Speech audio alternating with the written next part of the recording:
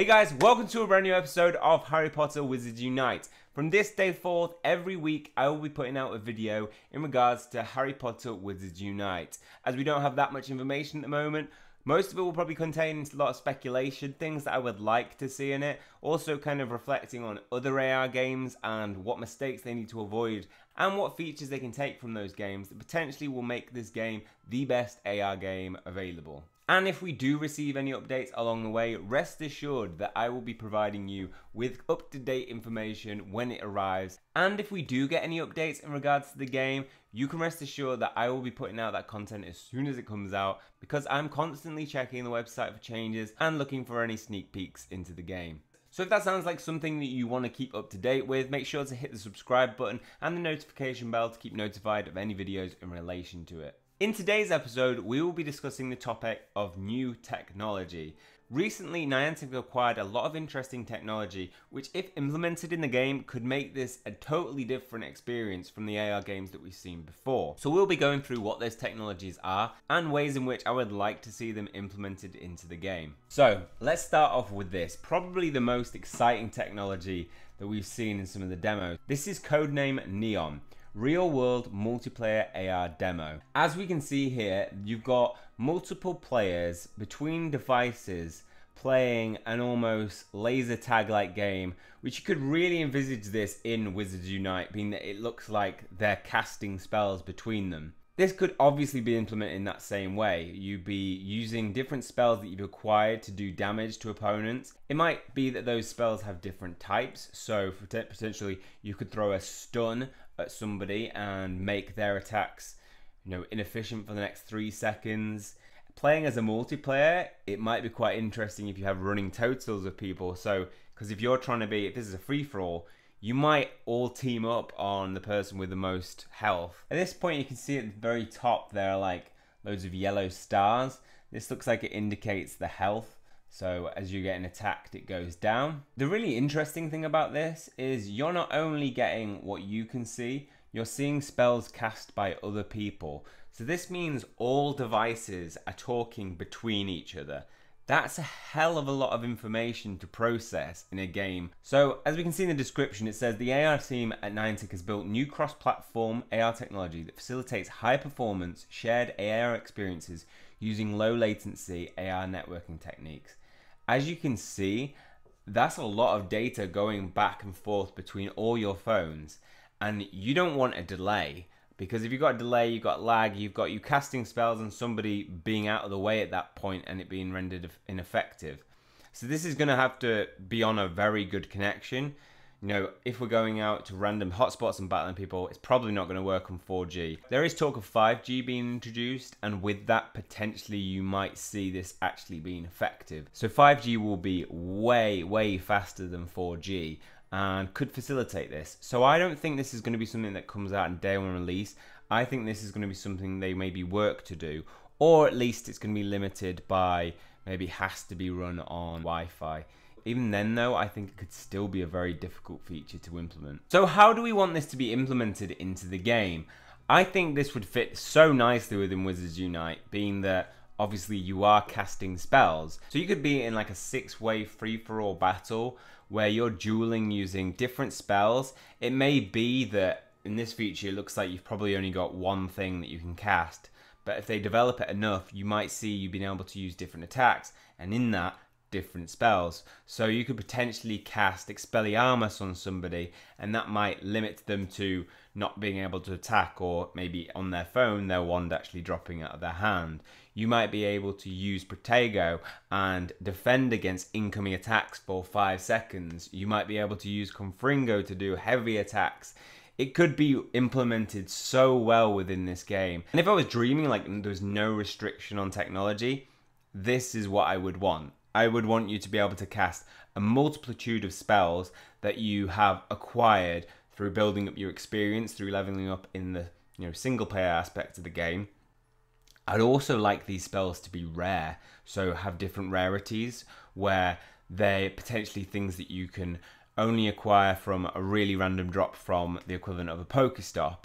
and that being that, you know, the more powerful spells, the more rare they become. Because I'd really like to see people who grind and go to Pokestops or the equivalent will be rewarded with, you know, potentially better spells, which they are then able to use in real multiplayer. I think that's how it should be run. The people who duel should know the best spells. Gellert Grindelwald cast Protego Diabolica, and, you know, that was completely just rendered everybody around him just useless and dead, pretty much. So I would really love to see that coming into the game, where people who have built up experience and leveled up become better in the multiplayer world.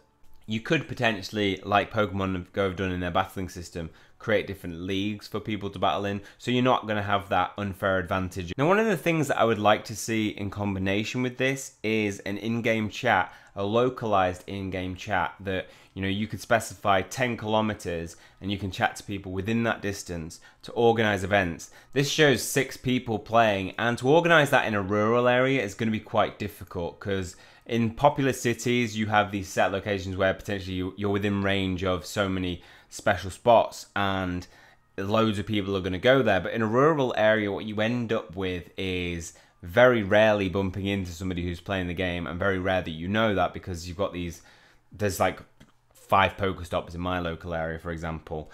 Now, you're going to have some way to organise all meeting up to be able to do that. And I think it would just make for a better community in your local area playing this game. Being that if this is implemented in the game, it will be dueling, it makes sense that as you duel more, you become a better dueler. So I'd like to see some reward in terms of experience, so potentially the damage that you put out and your defense and HP. But what I'd also like to see is that maybe that random drop of certain spells. You have to battle so many battles before you acquire that, because it will really kind of enrich that experience of you putting in hard work and getting rewarded with becoming a better wizard. So next up, we have something equally as exciting, codename Tonehenge. This is a real-world multiplayer demo of them using this AR technology. So the gameplay they show us here is a 3-player, where step 1 involves players needing to drag heavy statues to a specific point. So we can see on their phone, they are seeing this. Step 1 involves players needing to drag heavy statues to a specific point. Now, this involves 3 players in this footage, and we see them taking on different avatars, and their task is to move these specific structures. Step 2 would be to turn the statues to unlock energy orbs. So as they hold on to these levers, they'll turn them, and in the process they'll actually unlock some energy orbs. Upon turning these structures, you can see that one then goes down into the ground, to the abyss, and then they have to simultaneously push the energy orbs to unlock a jigsaw puzzle. So this is one mode of this technology, and it's just showcasing. This is not how it will probably look in Harry Potter Wizards Unite, but I think this really showcases something special that would fit perfectly with the Harry Potter franchise. So when I see this, I'm thinking this perfectly marries up with cursed vaults, puzzles that you have to solve, that you have to be smart to be able to get past, like them beating wizard chess to get to the Philosopher's Stone.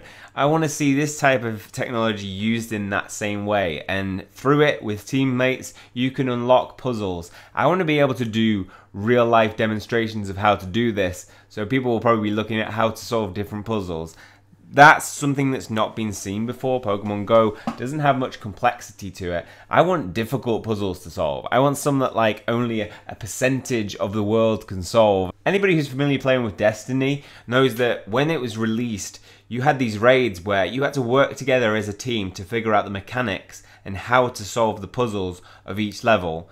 I would like to see that being introduced in a similar fashion, where they could introduce either weekly or monthly puzzles where you can get rewards, but you have to solve each time, so it's fresh and new. And also there'll be the element of like you can get a player base and friends where you're actively trying to solve something each week. I think this would be challenging and entertaining, and add a very different factor to AR games that we've never seen before. And whilst the multiplayer aspect is really good here, what I would like to see is this also being usable for single players. So to have some puzzles that have mechanics where you can solve it as a single player. Maybe a combination of the both, some that are single, some that are multiplayer, but equally have just as good rewards. This will mean that players who are, you know, maybe isolated and only have themselves or don't have a massive friendship group aren't restricted in playing this game. I wouldn't be too disappointed if it was only multiplayer, because I think this just motivates you more to find other players, which makes the community play way better. I feel it wouldn't be too difficult for them also to find other puzzles. Maybe they could acquire technology from other games, or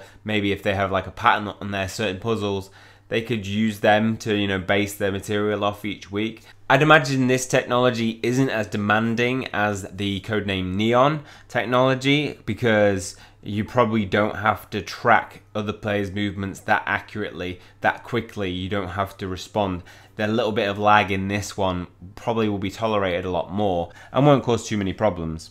And finally, we have codename Niantic Occlusion. This is real-world AR occlusion technology. So here we can see Pikachu running around the area. So we're used to this. We're being able to see actual real-life creatures or Pokemon. So from different AR games, you can see ghosts in Ghostbusters World, dinosaurs in Jurassic World live. You can see all these interacting, you know, showing up in the AR world, but they look like this. So you'll see it walking through players' legs or in front of, and it almost loses the effect. With occlusion technology, very intelligent technology, it accounts for these objects. So you can see Pikachu there runs behind the legs. So it can take into account other objects in your area, and from that, really probably enhances that AR effect.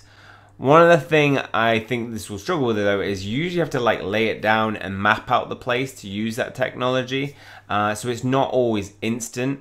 If they can somehow make sure that it's quite quick that it does it and automatic, that would have more of an effect, I think. The more accessible it is, the more realistic it will feel. When you've got that scanning the ground to set something in place, it loses a bit of that, you know, real feel for it. It feels more realistic when you literally just point your camera and you can see it straight off running around certain objects. In terms of, you know, transferring this into Wizards Unite, I don't think there's too much, you know, other than the obvious of if they have magical creatures, you could have like a Niffler instead of Pikachu running around. So with all the three technologies that we've looked at, this is probably the one that is going to be introduced straight from day one. I don't think it's going to require too much in terms of, you know, demands on your internet data, but I think it will require demands on your phone. So potentially high-spec phones might be only able to do this. Or I reckon when it comes in, the technology is going to take a while to kind of set up.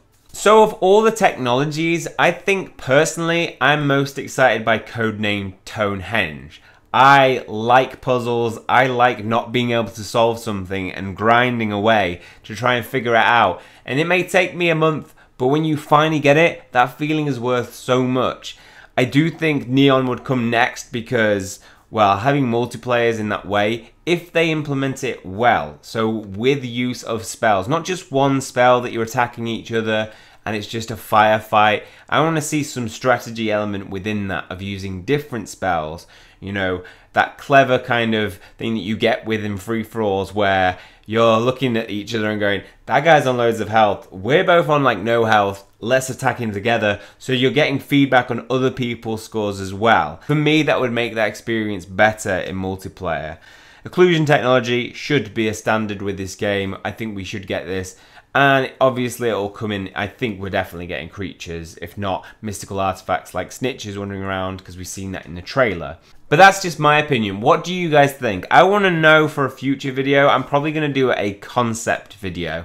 So I presented a few ideas there of how I'd like it to work. I'm really interested in hearing your guys' feedback on what you would like to see in this game. I did a concept video for Hogwarts Mystery, and a lot of you came up with really good ideas of, you know, things that actually eventually came into the game. Some even better that haven't yet come in the game, and maybe they'll introduce them in the future.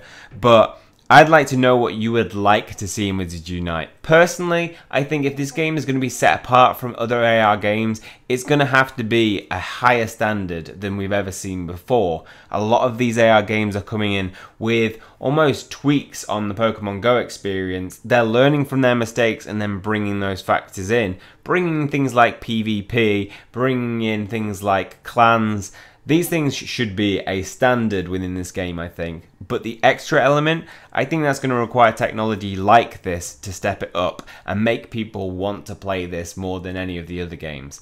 Okay, well that's all for this episode. If you've enjoyed it, please hit the like button and hit subscribe if you want to keep up to date with future content and information. That is all from me. See you soon.